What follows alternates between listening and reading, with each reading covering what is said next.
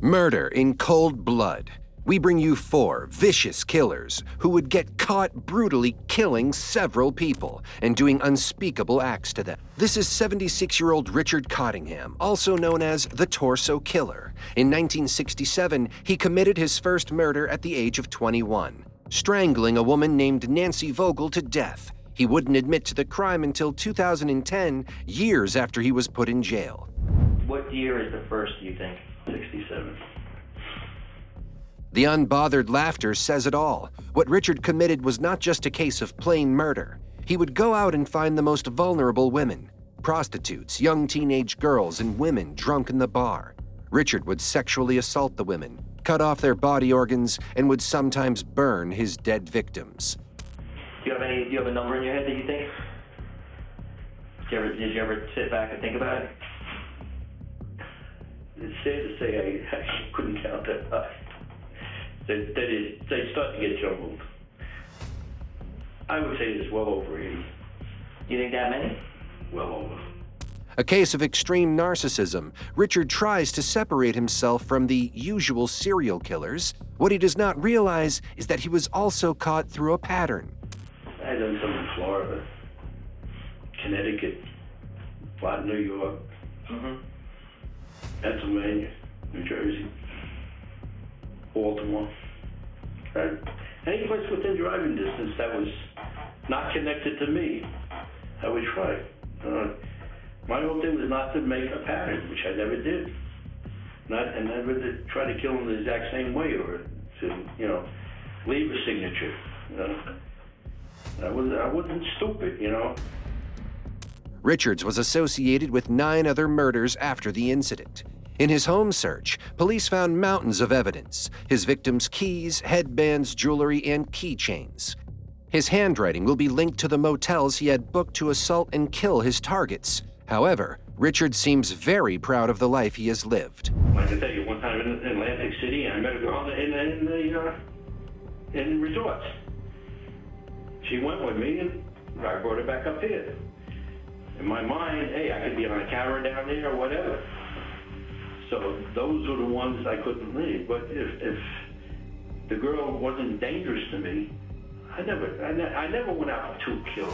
That's why I said I'm not really like a standard serial killer. I didn't get no joy in that someone. And that's the truth. Never had no joy. It was very hard.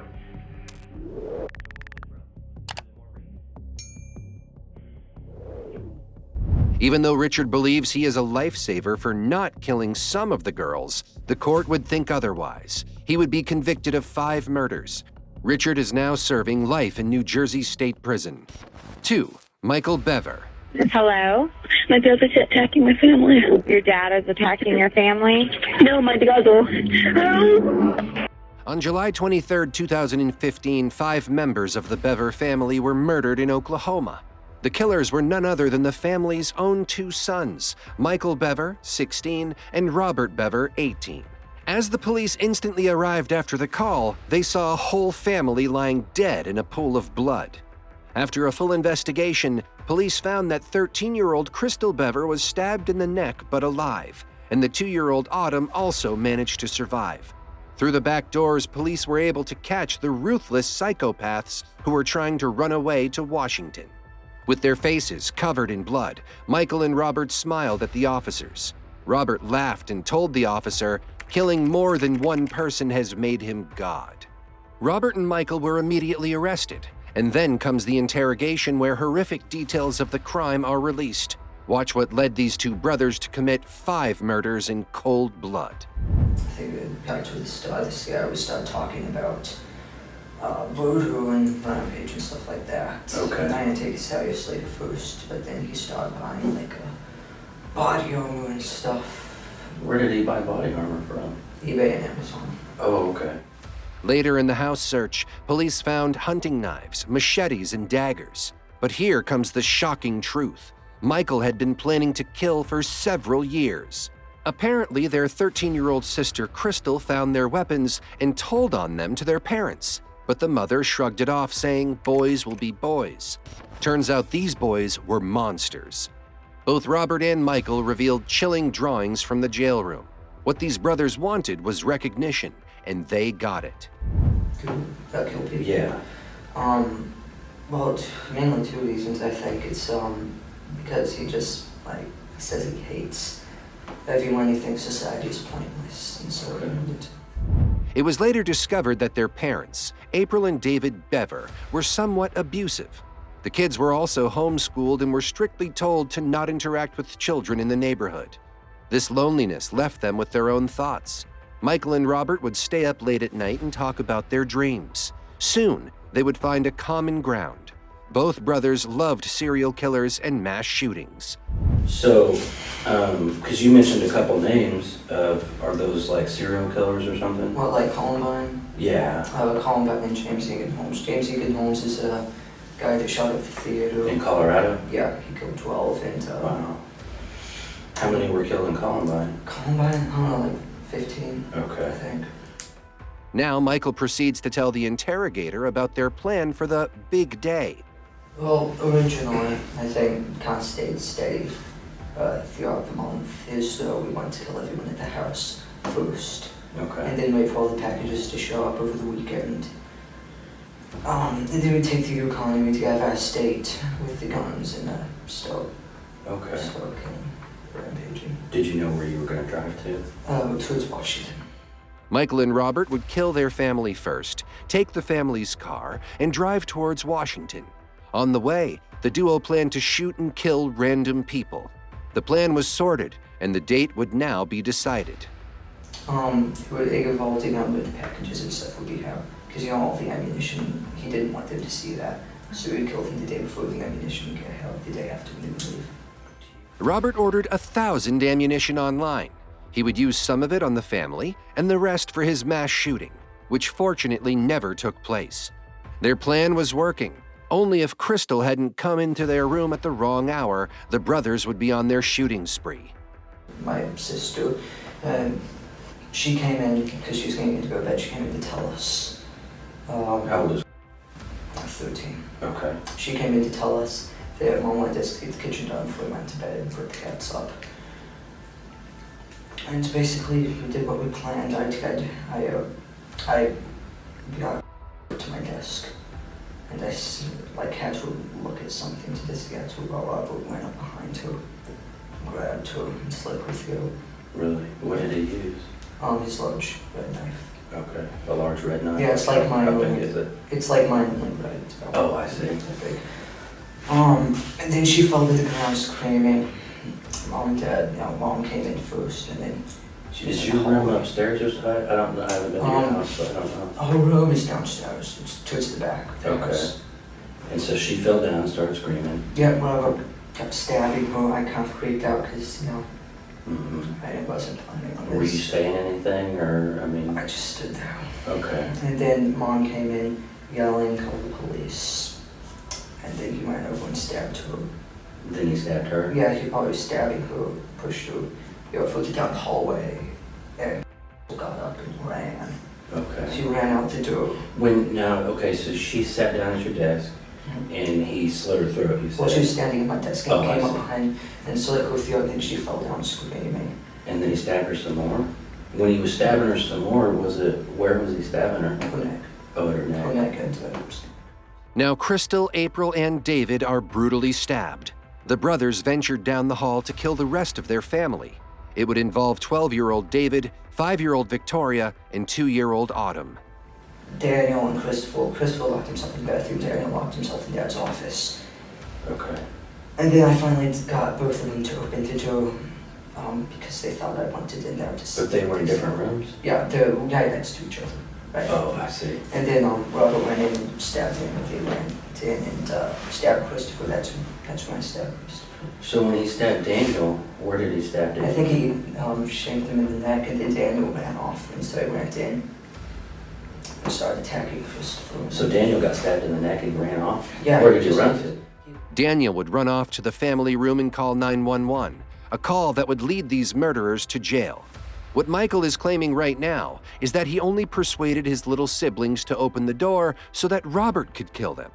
He would repeatedly tell the officer that his hands are clean. Because you guys had talked about murdering and he started playing again. Okay. And I went along with it because I see the way I thought I wouldn't want to do it. I very quickly learned tonight that I didn't. Okay, that you didn't want to do it? I don't want to do it. I didn't. But Michael is lying, putting the blame on Robert and coming forward as someone who has been used as a tool to murder. Well, Michael's strategy will fail as Robert's testimony comes forward. Well, I was right. The guys that are interviewing Robert kind of gave me a quick version of what he's saying that you did. And you haven't told me everything, okay? Now Michael will be completely honest, and this time, the truth is more heart-wrenching. Earlier that night, which was supposed to be the event of mass killings for the Bever brothers, Michael was the one to first cut Crystal's neck when she entered their room. He also admitted to stabbing his mom multiple times and stabbing his 12-year-old brother Daniel 9 times in the back of his neck. And later, Robert totaled the stabs to 21. After the ruthless stabbing spree, the brothers ran away through the back door as their family lay in a pool of their own blood. Their mission was a success, as Michael confidently explained to the officer why the family had to be killed first. You only stabbed your family because they were in the way? Towards the bigger plan? Well, the reason we was gonna kill the family is, they were in the way and, higher count. Just to start off with a big count. So is this all a game? This higher count, I'm confused, is this a game? 3. Damian Michael Arguello. On the night of January 18th, the Aurora Police Department received a chilling call. Damian Michael Arguello killed his wife Crystal and 16-month-old son, Raven, in a heated argument. The neighbor found Crystal and her son lying dead in their house and immediately called 911. What comes after is utterly shocking.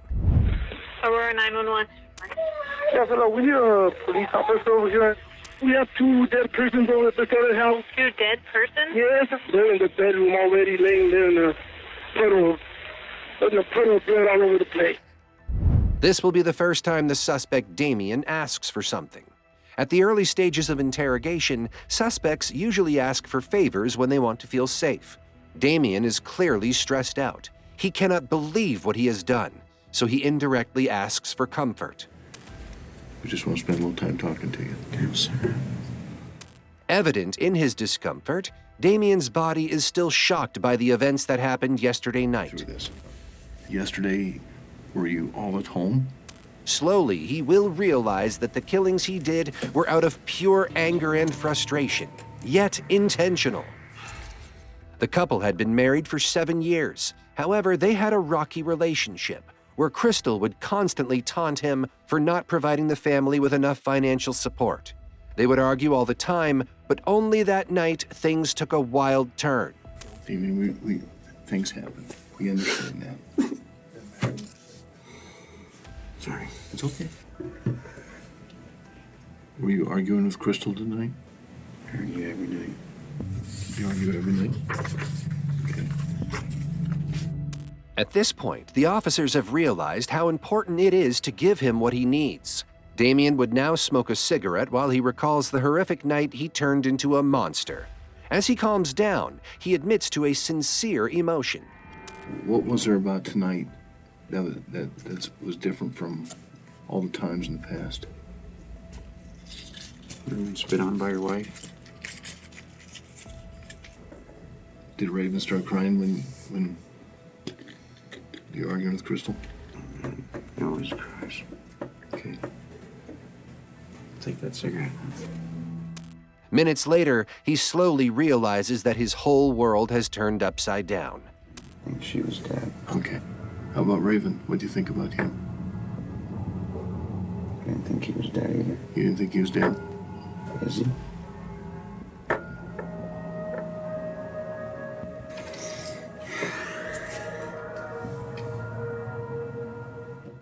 The officer is trying to show him that she cares about his feelings.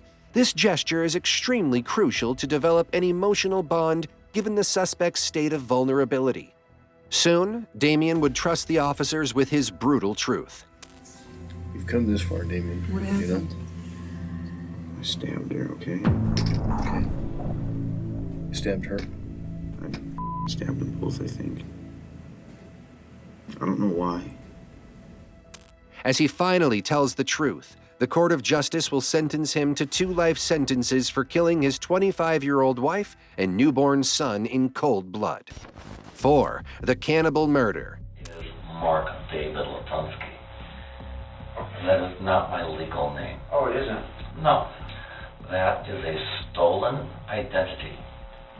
Mark David Latunsky was last, or at least the last record that I have of Mark David Latunsky was 1972. He was born in 1969. He has black hair. He has brown eyes. And he was born a cripple. As all of the grand cripples. So, what happened to Mark David Latunsky? I have no idea. Okay. However, all of the people that I grew up with knew that I'm not Mark David Latunsky. Now that 50-year-old Mark Latunsky has explained the unnecessary details of his stolen name, let us tell you what he did on the night of Christmas Eve to Kevin Bacon. The 2 men met on a dating app called Grindr. Both men found a common ground in discussing dark sexual fetish. Mark invited Bacon over to his house for dinner and other violent activities. The next morning, police would receive a call about a missing person. Turns out it was the 25-year-old Kevin Bacon, who would later be found in Mark's home, hanging to the ceiling with his genitals chopped off.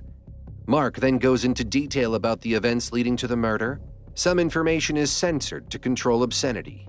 Took place. Did it take place upstairs in your bedroom or downstairs where he is right now? It was all downstairs.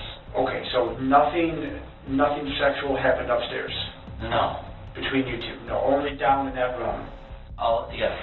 Yes. I mean, there was an initial, there was an initial portion up in the kitchen. But yeah, it was kitchen, and then downstairs. And then the evil in Mark takes over. As soon as he was at the point of being unconscious, and that was when it was like, I need to make sure that this is quick and not run out. Okay. And so it was then that it's like, okay, let's get this so that he quicker. I was trying to speed it up at that point because he was already unconscious. Okay. Mark has realized that Kevin is unconscious, but this is when he decides to be more violent until he kills Kevin. Once he was clearly deceased, then I was like, okay, let's get him up as much as I could so that one, what blood there was that was in the sand could go out into the flower bed. Sure. Mark takes the detectives through the events that happened after he murdered Kevin. Cleaning him up, what I didn't get to yet was to wash him up, clean him up. And, I started to pull the sand out that was there to start to clean it up. But, it was a matter of, it takes a little bit of time to, depending if you've ever processed deer. Sure. Let the blood drain out. It's the same process. And it's just a matter of saying. The detective then asks Mark the darkest question. So, if you don't mind, I was just curious of, how did you do that? Did you cook them? Did you... where did you do that? I mean... on the kitchen stove. Like with a frying pan? It was the griddle. I eat Rocky Mountain oysters anyway. Sure. I have a carton of them that I had bought. And so it's really very simple. You slice them thin, you saute them with some Worcestershire sauce, and once they're done, you just eat them.